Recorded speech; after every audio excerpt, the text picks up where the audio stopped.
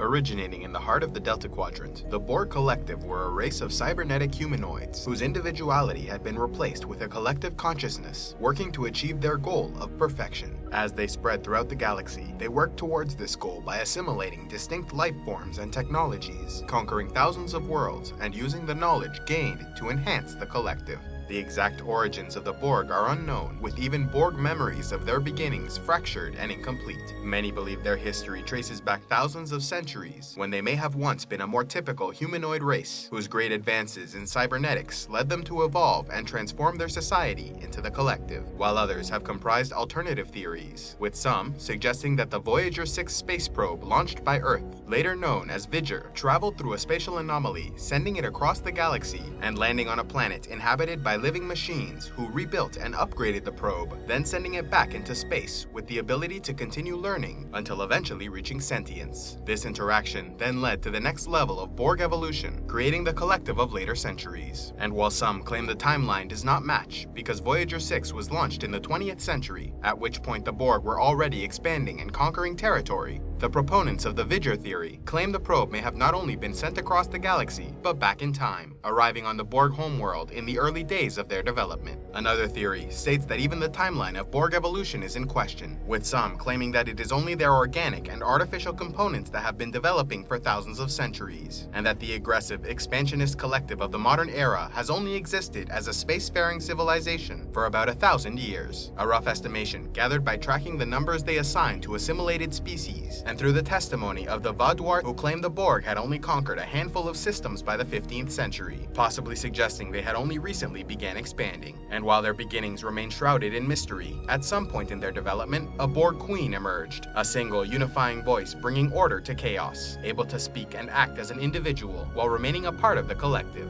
Originating in the Delta Quadrant, they began assimilating and conquering neighboring worlds so that by the 24th century, the Borg had taken an enormous section of space, destroying or assimilating all major powers until no rivals remained in the area. They had even expanded beyond the Delta Quadrant, conquering worlds in both the Beta and Alpha quadrants. Though most in the Federation were not truly made aware of the Borg threat until 2365, already by the 2350s, rumors existed about a race of technologically advanced conquerors from the far side of the galaxy. Encounters with refugees such as Guinan and others of the El-Audian system spoke of these terrible creatures who so mercilessly conquered their homeworlds. Though most did not give these rumors any serious consideration, a pair of exobiologists named Magnus and Aaron Hansen left their old lives behind, taking their daughter Annika with them on a deep space mission to discover the truth. They eventually found the mysterious species and followed them through a transwarp hub all the way to the Delta Quadrant, observing and documenting everything they could. Unfortunately, the Hansen family was eventually discovered and assimilated by the Borg in 2356. Annika, the young daughter of the exobiologists, would be placed in a maturation chamber until coming to maturity, when she was given the designation 7 of 9, tertiary adjunct of Unimatrix 01.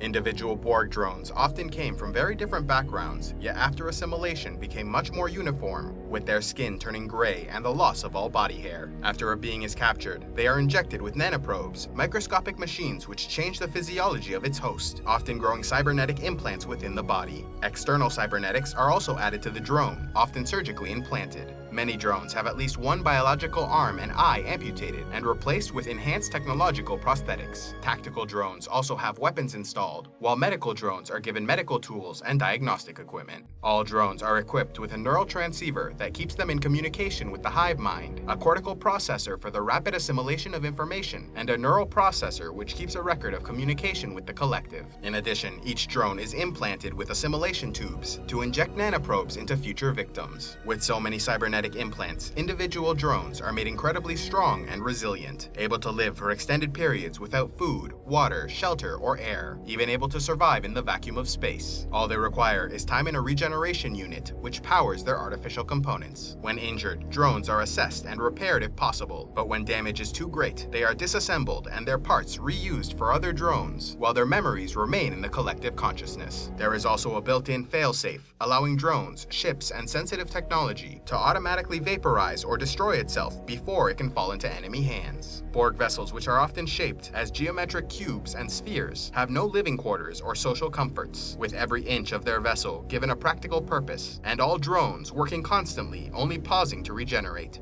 In addition to warp speed, Borg ships contain transwarp coils, allowing them to fly well beyond warp limitations. Their ships are also outfitted with Maturation Chambers, designed to store any children assimilated by the Borg, increasing their rate of growth until physically matured and able to join the Collective. A special thanks to all those who contribute to CivilizationEx, like Sir Sean the Gallant, Glegnus, son of Vorin, Drakthul, Alethis Allheart of the Pureborn, Lady of the Jade Gates, and the Smiling Cow. You all make these videos possible, and I am eternally grateful for your support. If you would like to help CivilizationEx and gain early access to videos, access to the Patreon-only series Heroes of Lore and Legend, and vote on future content to be produced, you can click on the Patreon link in the description box below and pledge any amount you'd like on a monthly basis. Or if you'd prefer to make a single donation, you can use the PayPal link also in the description below. And please be sure to like and subscribe and click on the links to see more.